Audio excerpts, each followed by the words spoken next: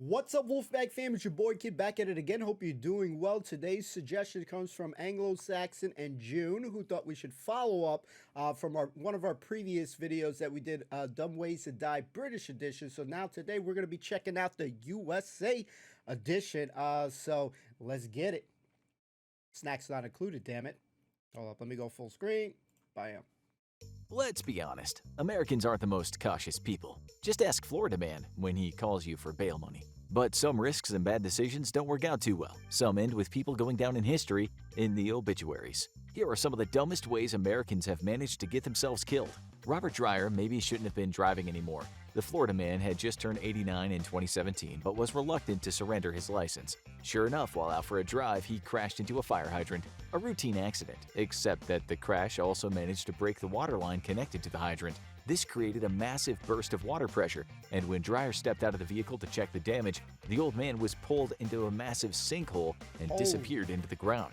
Witnesses tried to help, but were unable to get past the surging water, and Dreyer drowned in a freak deadly fender bender. He wasn't the only Florida man to meet an unexpected end. Jesus. Salvatore DC was trying to service a helicopter in Hernando County, Florida in 2019. The stubborn aircraft needed to be jump-started, and DC needed a boost to reach the parts. He decided to use a power cart to reach it, a ground support device used by those loading airplanes and getting them ready for deplaning. His strategy worked, and he was able to get the helicopter working, only for the rotors to move up and down unexpectedly just as he reached them, knocking DC's head clean off and bringing a sudden end to the 61-year-old airport worker's career and life. This next Holy plane-related shit. death was even more unusual. It was a packed football game between the Jets and the Patriots in New York's Shea Stadium in 1979, and the halftime show had an unexpected surprise for fans. The Electronic Eagles, a radio-controlled plane group, was putting on a show of pilotless model planes that could engage in dogfights. But this day, the planes seemed to be getting unusually close to fans. People started getting nervous when one of the planes crashed into the field, but the show went on until one man controlling a model plane shaped like a lawnmower lost control.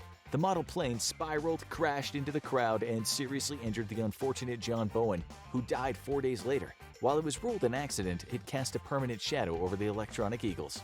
That's freaking horrific. Holy crap. These things is crazy right now. But sometimes a car will do just as well as a plane. John Hutcherson and Francis Brougham were two friends who loved to get drunk. After a night of partying, Brougham was 2 sheets to the wind, so Hutcherson drove them home. The only problem was he was drunk too. During the fatal 2004 ride, Brougham stuck his head out the window and promptly hit a telephone wire, decapitating him. But Hutcherson was too drunk to notice and continued driving home for 12 miles before falling asleep and leaving Brougham's body in the car. It was found the next morning by a neighbor, and Hutcherson claimed to never notice. Brougham's family seemed to believe him, asking a judge for mercy for the drunk driver. This next unfortunate victim was killed by lava, in a sense. Who doesn't love a lava lamp? Those retro home decorations with those hypnotic blobs bouncing up and down still have their fans, and they're much safer than actual lava, if they're handled properly. They're supposed to be heated by a bulb in the base, but Philip Quinn of Kent, Washington had an idea for how to speed it up in 2004. He decided to put the lamp on the stove and heat it. It worked, a little too well. The lava lamp overheated, the glass exploded, and Mr. Quinn took a shard of glass directly to the heart and died soon afterwards. Not exactly the eruption of Pompeii. Sports injuries aren't the most common cause of death, but this one was especially painful. Dick Wertheim was a tennis lineman who would become famous in 1983 when his name became unfortunately prophetic. He was working as an officiant when Swedish tennis phenom Stefan Edberg sent a serve in the wrong direction and hit Wertheim directly in the groin. Wertheim recoiled in pain, fell backwards out of his chair, and hit his head on the hard ground. He was taken to the hospital unconscious and died 5 years later.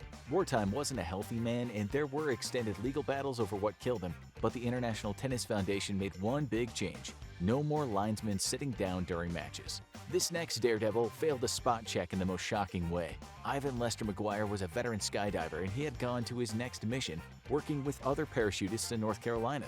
For part of a mass dive in 1988, McGuire decided he would film the other divers as they descended to Earth. Once the others had gone, he made sure his camera was set for recording, got into position, and jumped out of the plane. He had just forgotten one little detail to put on his parachute.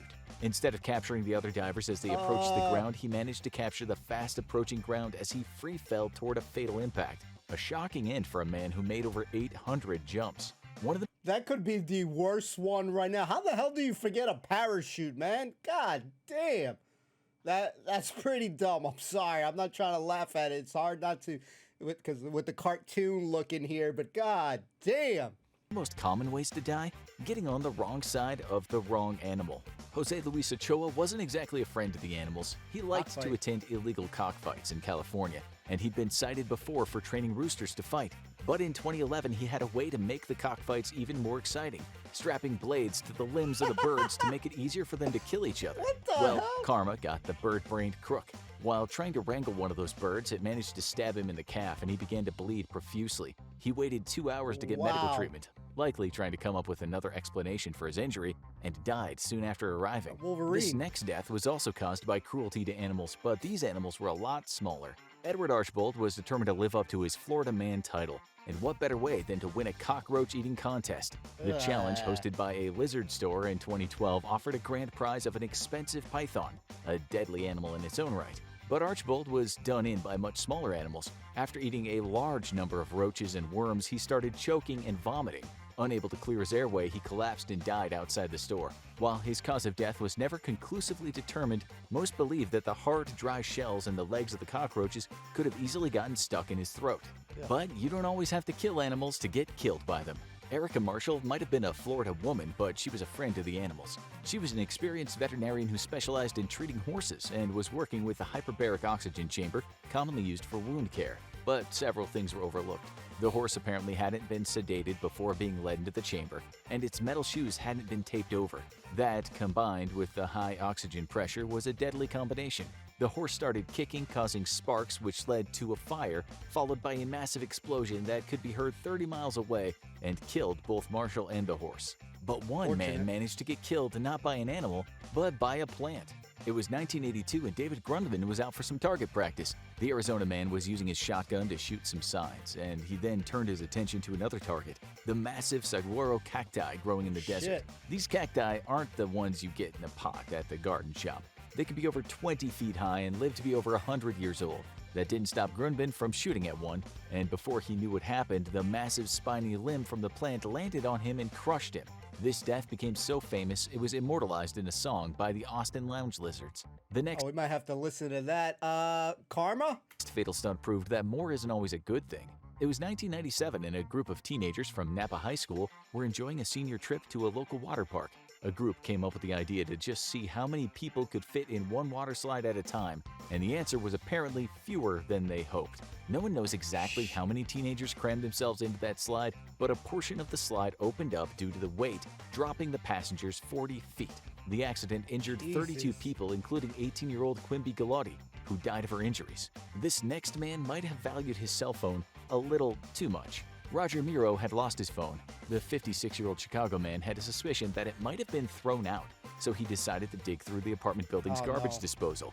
Unfortunately, he didn't check exactly how the trash was handled in the building. The man went missing, and no one knew what had happened until his wife reported the absence later that day. An investigation found him crushed to death by the industrial-strength trash compactors in the garbage. While his death was ruled a tragic accident, many residents called for better warning signs around the trash chute in the future. But not even the most famous are immune to the most ridiculous deaths.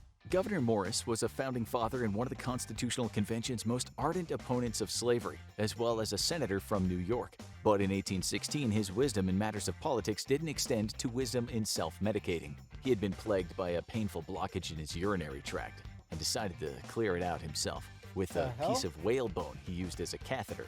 Naturally, this only made things worse, and Morris soon died from internal injuries and infection, which must have led to an interesting day at the medical examiners. This next case took defending his client a little too far. Clement Vallandigham had a controversial life, being an Ohio congressman who was arrested and expelled from Congress for his opposition to the Civil War. He brought that same reckless spirit to his later career as an attorney. In 1871, he was defending Thomas McGeehan, who was accused of murder in a barroom brawl. Vallandigham's argument was that the victim had likely shot himself while trying to pull out his pistol, and decided to demonstrate that this could result in an accidental shooting. It worked, a little too well, as Vallandigham fatally shot himself in front of the entire courtroom. While he died the next day, his mission was accomplished. McGeehan was acquitted of murder. This next man could escape anything except a ridiculous death. Harry Houdini was the king of escapes, pulling off daring feats of survival like escaping from water tanks while in straitjackets or being buried alive. But his undoing was a lesser-known stunt of his. Houdini would frequently dare onlookers on stage to punch him in the stomach, protecting himself with a special suit. But one day, a man named Jocelyn Gordon Whitehead approached Houdini in his dressing room to test his ability. He punched Houdini several times in the stomach, causing internal damage. Houdini died several days later of a ruptured appendix, which may or may not have been caused by the punches, but many suspect Houdini would have been aware he had appendicitis if he hadn't already been in pain. Another woman traveled the world until she came to a sudden and shocking stop. Isadora Duncan dazzled the world as a dancer and traveled around much of Europe far from her San Franciscan home in the early 1900s. She performed up to age 50 when she boarded a luxury French car while wearing a long silk scarf. The scarf was a hand-designed gift by a Russian artist, and while her friends urged her to wear a coat instead, Duncan wanted to show off the wrap. While she was riding, the flowing scarf became entangled in the wheels and axle and yanked her back harshly. Her neck was broken and she died instantly. One of the few people to die in a car accident that didn't involve a crash. In 1984, an American matinee idol met a disturbing end. John Eric Hexum was a fast-rising action star who had just won the lead role on the new CBS drama Cover Up, playing a CIA handler. He may have taken his role as a daredevil hero a little too far. While filming a scene with a real handgun, Hexum was frustrated by a delay in filming. He decided to play Russian roulette with the unloaded gun, which had one blank round in it. But the blank used paper wadding and was shot out from the gun with such force when Hexum pulled the trigger that it shattered part of his skull, causing a fatal brain hemorrhage, ending his promising career and dooming the series as it barely begun. But some ordinary people died in such dramatic ways that they became celebrities. Michael Godwin was awaiting execution for murder when he got a lucky break. His attorney was able to get his sentence reduced to life in prison, but the convict was getting a little stir-crazy and decided to do a little do-it-yourself repair. He wanted to watch some television, but his earphones were broken. While trying to repair them, he bit into a wire while sitting on the toilet and wound up electrocuting himself as the metal toilet and water hit him with a fatal shock. Looks like he wound up getting the electric chair after all. Let's hope this next case won't start a trend. Gender reveal parties are the hottest new trend, and some people are going well beyond a cake with pink or blue center. Pamela Cremeyer was attending a celebration in 2019 when her family members unveiled the centerpiece, an umbrella filled with gunpowder that would create a shower of sparks in the color of the gender reveal. But the rookie gender reveal engineers miscalculated and the umbrella went off like a pipe bomb instead, hitting the 56-year-old Cremeyer in the head with a piece of metal and killing her instantly. For more on unusual deaths, check out Worst Natural Disasters. Jesus Christ, man. These are some really bad ways to die. God damn, man. And some of them, to me, are a little bit, they stand out a little bit. Like, and one thing real quick, too, like, while we're hearing this thing, the guy talking, right? And you got this, like, chill music. I don't know, elevator music or something like that. And these are, like, some serious, crazy ways to die. But one standout was this cockfight shit here. Like, Jesus, man. And then you're adding, like, freaking blades to it. He's just asking for some damn trouble there. So, yeah, some of these are... it's just like, you're almost speechless. Your mind is just blown. Literally here, the lava lamp one, and I got a lava lamp, but like, it just blows our mind. I guess maybe you can say some people are more curious to try different things or experimental in things and stuff like that. I try different shit as far as like when it comes to food and stuff, but there's certain things like, man, like in what way do you think it is a good idea to like heat up, a lava lamp in a burner, and then again, this was like some freak accident. Boom, the glass pops out, boom, right there, and then you're instant dead. So this was one of the more shocking ones there. I gotta say, the craziest one to me was the cactus guy. Where was the cactus guy? And like what makes me laugh a little bit while I'm watching these things, you got this guy, he's smiling, he's got his shotgun, and he's out in the desert, who knows, Arizona, whatever the hell he's at. My man's is shooting. First, he was shooting signs, for whatever stupid reason and shit. And then you're going to go against cactus. You see, like, those memes. It'll say, like, 1 0. So Cactus 1, this guy 0. God damn. So that was an intense one. And I think the most shocking one probably, I think, was there was two that, like, I feel real bad for the old guy driving. And this could be an unpopular opinion. I'm about to say, because what, he was 87 or 89 years old. That older folks, when they get to a certain age, need to have their extra testing with the driving and shit, because your reaction time is not that great as you get older. Your response time is a little slower. Your vision, all those things. So I'm one of those people that believes that you should be tested. Now, that's not to say that I know some older folks who drive very well, but I just firm believer. I thought this was a really sad one to hear. When he hit this, I thought this is what I thought was gonna happen. That little piece there in the middle, I thought that shit was gonna like pop out and hit him in the dick. I thought like the most extreme shit, and I blame it on Final Destination, watching Final Destination movies. So I thought this was one of the most sad ones on it. The skydiving one, my man's had the GoPro.